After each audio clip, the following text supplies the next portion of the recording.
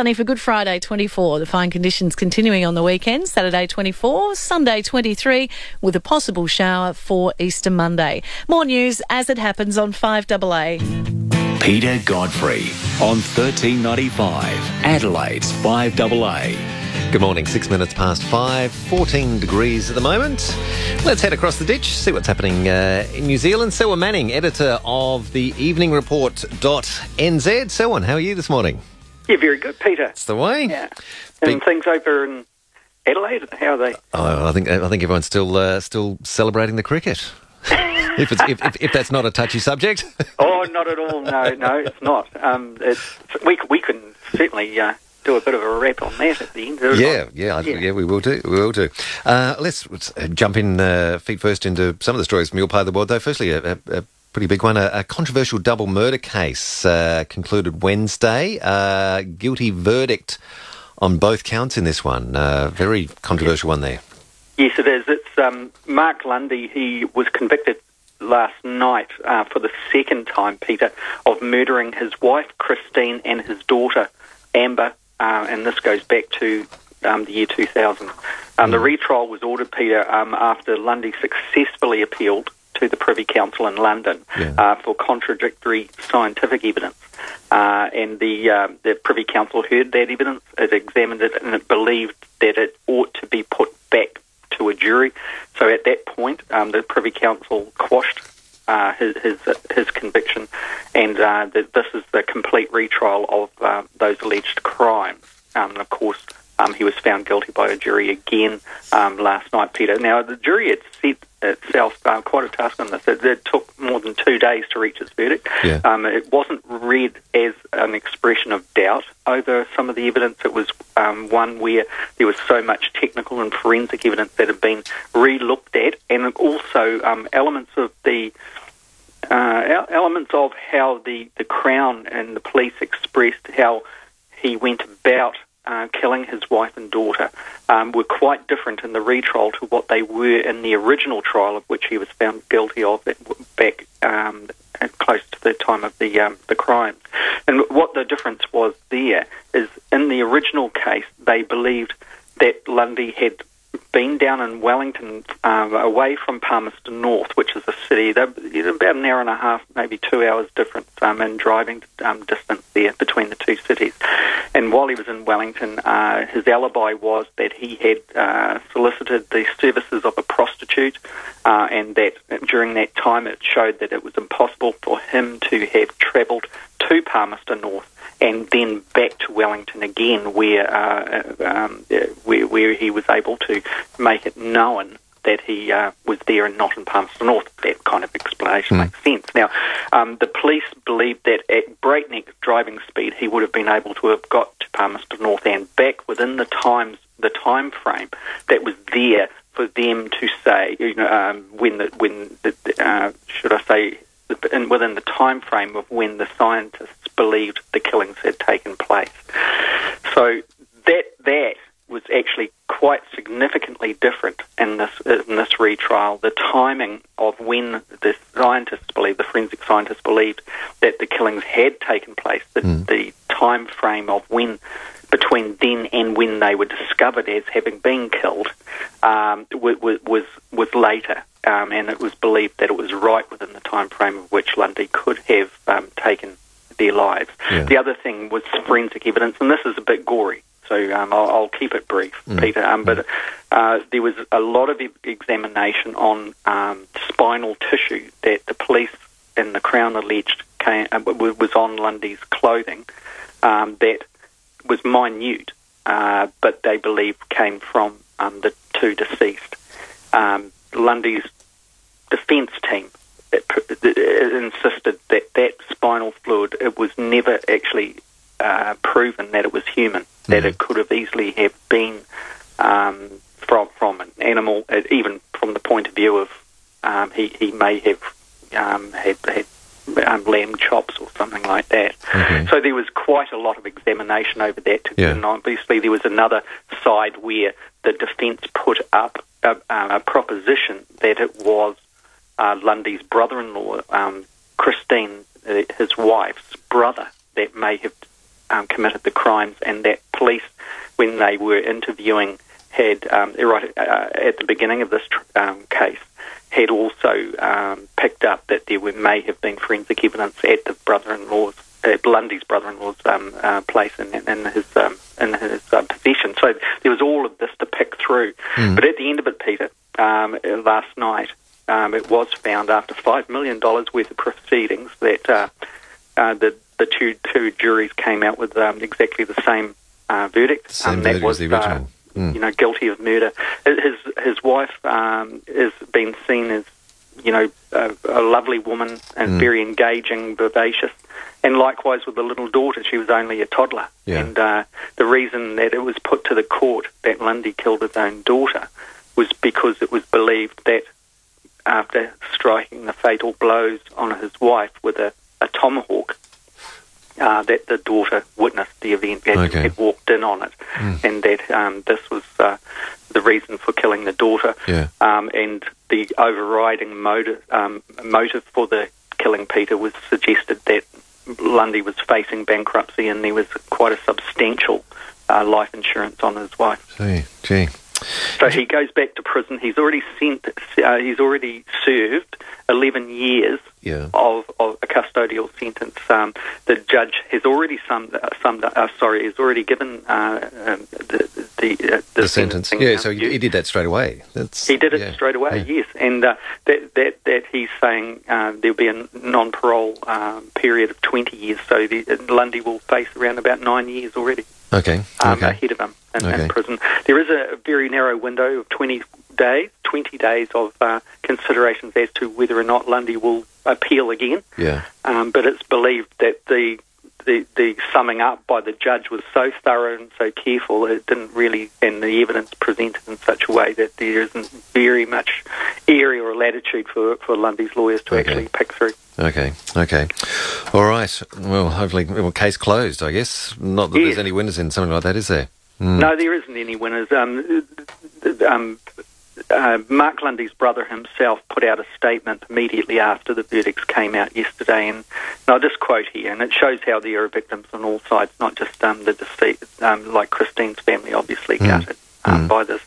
But Mark Lundy's brother Craig, he said, and I quote here, for the past few months we have had to relive the moment we were told a despicable human being took the lives of our much-cherished sister-in-law Christine and our beautiful niece Amber, end of quote. And now Craig Lundy goes on to say how this has been a roller coaster. Emotionally, it brings back to all those who knew the victims, the loss that they've suffered, and really many looking at this and thinking, well, young Amber would be around 21, 22 years of age now, and, with her life ahead of her. Yeah. And it's a reminder just of how awful these things really are, aren't they? Yeah, indeed.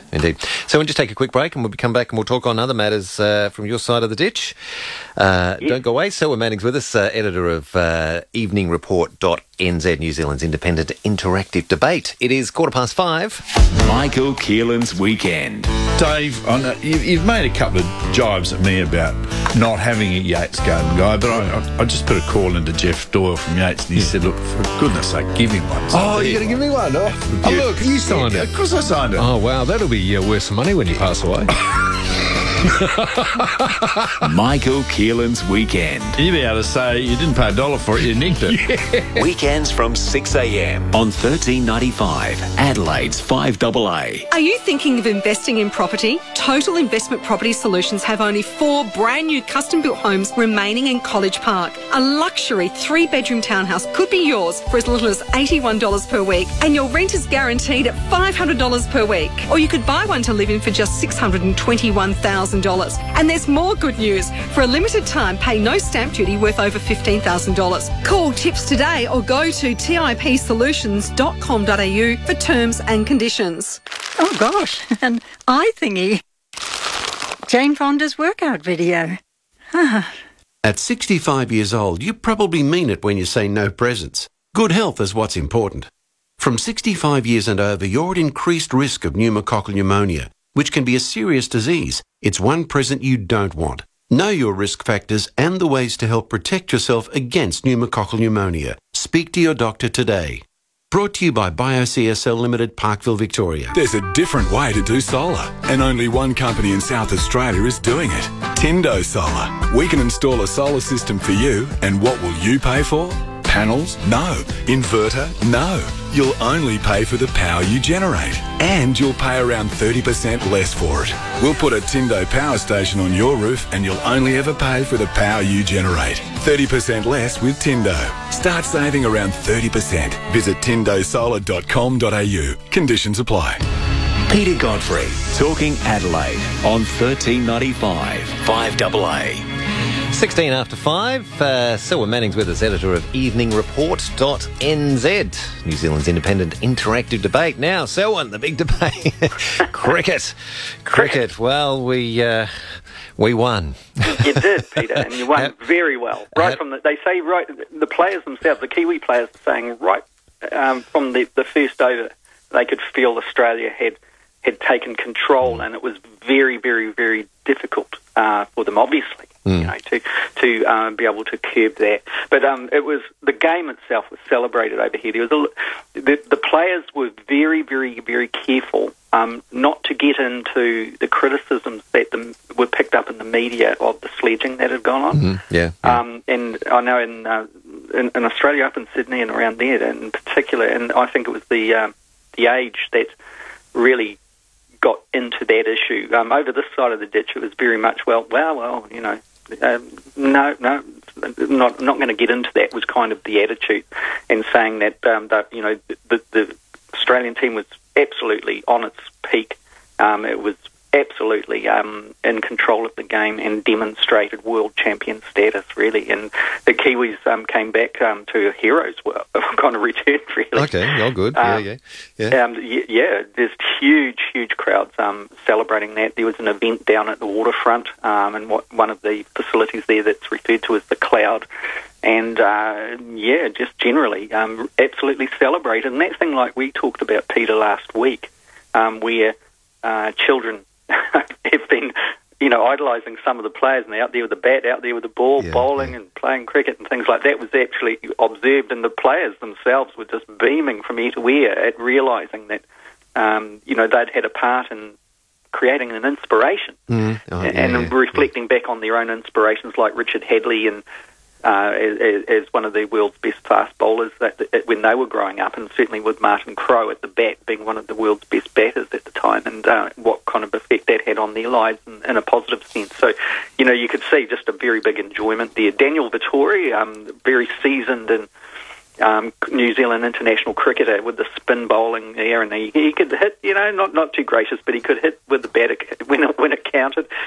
He retires after 17 years of international cricket, Peter, and he's confirmed that. So there's been quite a change of guard. A lot of them saying, we haven't even got a break, we're up. Some of them are going to play in the tournaments up in around the subcontinent, and others are going to the county cricket season, playing up there in England. It's business as usual. Business as usual, yeah. Honestly, Peter, fantastic game. Congratulations to Australia. Even I think most Kiwis are saying, we were outplayed, and you could see about 2 weeks prior to the final coming up. You could see the Kiwis hitting their stride and reaching a real strong peak. The South Africa game was so close that it was hard to tell whether or not South Africa was really putting it up a notch, or whether or not the Kiwis had settled back a bit. It was one of those games where we were always worried about that big brother over there, the big cricketing nation, Australia, when we had faced them in the finals when it became. But yeah, very good, excellent, wonderful. So with the cricket over, does that all eyes be on the rugby now, as ours will be on footy, which gets underway this weekend? Gee, I guess it is, but there is a mood here, and I think I'd be right in picking this up.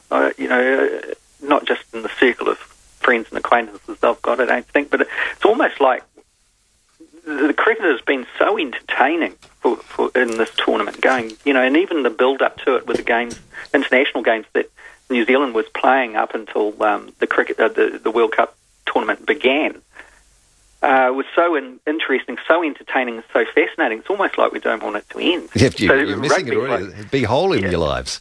Yeah, big hole, Peter. It's exactly it. Oh, what are we going to do now? And does rugby actually fit it? I'm sure in a couple of months in, and everyone will get into the swing of the winter season, as we always do, and rugby once again will be supreme. But oh boy, cricket replaced it for a time, and that's got to be applauded. Absolutely. Well, we've forgotten about it already because we got footy starting. The AFL starts this weekend, so it's like cricket. Do we have some cricket? Too busy with the other sports. But when you guys took out Brendan McCullum just in the game real early in the piece, it wasn't just McCullum, played some ambitious shots and was punished for it. That was fantastic bowling. On behalf of you guys, and fantastic team playing, and it was a pleasure to watch. Actually, when the Olympics are up and you see athletes at the top of their form, and you kind of think, oh, that's good. That is good. And that's what it was about, wasn't it? It's always beautiful thing to watch. Yeah. Yes. Easter long weekend. I'm sure, like here, many Kiwis heading off for holidays somewhere. Road issues. I guess your road safety authorities urging patience and all that kind of thing on the roads, as is here. Yeah, it is, Peter. Exactly the same. People be patient. Plan your trip now. They put out statements to the media yesterday, encouraging media to kind of get that message across to the population. Start to prepare now. Don't leave it to the last minute, so that even alternative routes. Could you make a scenic route that may not be so busy? Don't be impatient. Allow so much time for being stuck in traffic. Take fluid with you. Have a good sleep. If you're tired, pull over. Rest every couple of hours. And enjoy the prospect of getting to your destination, how wonderful that would be, but enjoy the trip along the way, even if you're held up. And all of those things, isn't it? Get rid of the road rage. Don't fall into that trap. All of those kind of messages, wonderful things, so that we can all enjoy a wonderful Easter. Yeah, we got a bit of focus because I think last Easter we were fatality-free, so there's, hopes that we can have another fatality-free Easter weekend. That's the big hope this weekend with, all the urging, the fatal 5, speed, drink driving, distractions, all that kind of thing. Yeah. Being mindful of that. Yeah. And fatigue. Yeah. So what has been big in the news here of the last couple of months, Peter, relating to the roads is the tourists finding it really difficult driving on New Zealand roads. And that's something that seems to stand out. There's even been a bit of vigilanteism going on down in the South Island of New Zealand, where citizens are taking it unto themselves to take the keys off some tourists to stop them getting into a car. Oh, well, if they've been drinking or something? Or what? No, just the locals not liking the style of driving that is occurring. And wow. Perceived misdemeanours.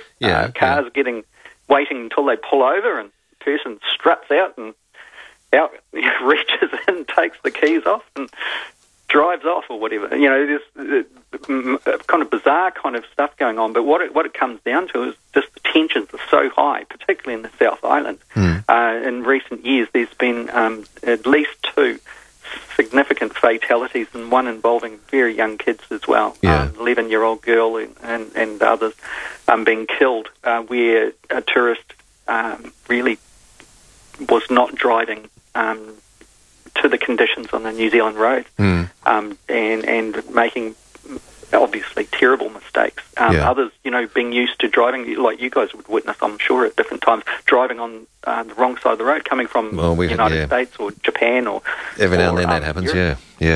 And we get it quite a lot. People would arrive in Auckland Airport or likewise into Christchurch International Airport into a rental car. It's the first time they've driven on this side of the road that you and we all drive on. The normal side. The normal side. The proper side.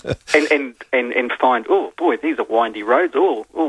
This isn't like the Autobahn. And getting into trouble. So there's been a lot of emphasis on that in recent months, and even interviewing of different tourists on how they find the roads, how they find the attitude of the drivers on the roads here, because I think you guys get that program, was it Highway Patrol? Oh, we do, yes, we do. Yeah, we see it all. Yeah, you see it all. You see this, the different conditions and the different attitudes, perhaps, and so that is something that New Zealand is obviously having to face, and also whether or not there is a regulatory response that can correct this kind of thing, meaning that there be some sort of stringent testing of the abilities of a driver, even if they have an international license. So I'm not sure how that's going to progress, but that seems to be a will. Okay. What's your open road speed limit there on sort of your open highways? Yeah, it's a maximum of 100 kilometres per hour. Okay. And quite often there are 80 kilometre per hour areas. Yeah. The 100 there is. The policing of it, there's a slight leniency there. It's like sometimes police will say in the holiday period there's zero tolerance on this. Other times they'll kind of give the impression that there will be 1 or 2 kilometres over that there's a bit of leniency, but 100 kilometres. 100, okay, yeah. No, that's interesting because we have 110, but there's a lot of roads that are being sort of, discussions on rolling some of them back to 100 in some areas. Some roads already are back to 100, but not all. Are you heading off yourself for the Easter break? I'm not. So I'm staying with the dog. I'm going to be bacheloring with the dog. He's sitting beside me at the moment, thinking, hey, we got a holiday coming up. That would be good. So old Blake, he was born in Australia, Peter. That's right, yes. G'day, Blake. He's down there. He looked up, and he's one of the greyhounds, and I understand that there's another issue of greyhound... with the news there. Number of greyhound carcasses found sort of dumped in Queensland, I think. But although I think they're suggesting that it looks like they were probably dumped before the whole Four Corners expose on the live baiting, so not a reaction to it, but pretty sickening. Yes, we're wandering off topic, aren't we? It's a real conversation, not packaged news. Yeah. But anyway, so you're batching it with Blake the Greyhound this weekend? Bacheloring it with Blake the Greyhound, and he's going to have a good gallop, I think, up in the top of Mount Albert in Auckland. There's a dog running area that he can rip around there, and he's going to be doing a bit of that. It'll be a good break. Excellent. I'm sure you both enjoy that gallop. Yes. I'm not quite as competitive, obviously. No. All right, Selwyn. Yeah. We'll have a happy and safe Easter, and we will catch you again next week. Okay, Peter. You take care. All the best. Bye-bye. Selwyn Manning, editor of EveningReport.nz, New Zealand's independent, I've got to get this right, independent interactive debate. 5AA brings you every power game of the 2015 Toyota AFL Premiership season live. He put it through! G'day, it's Kane Corns here. Sunday, the power tackles the Freo Dockers at Domain Stadium. He's pocketed through for a goal! The captain! 5AA is the only place to hear us play. Wingard loves a big moment and he delivers again! Thanks to Agostino Mitsubishi. Best on ground for your new Mitsubishi. Serving Adelaide for over 25 years. And he's put it straight through! Live and local for every power game. Adelaide's home of football is 5AA. Need short-term accommodation with all the space you could want? Why not treat yourself and check into the Watson Walkerville? You can call this 5-star boutique hotel your home for a lot less than you'd think.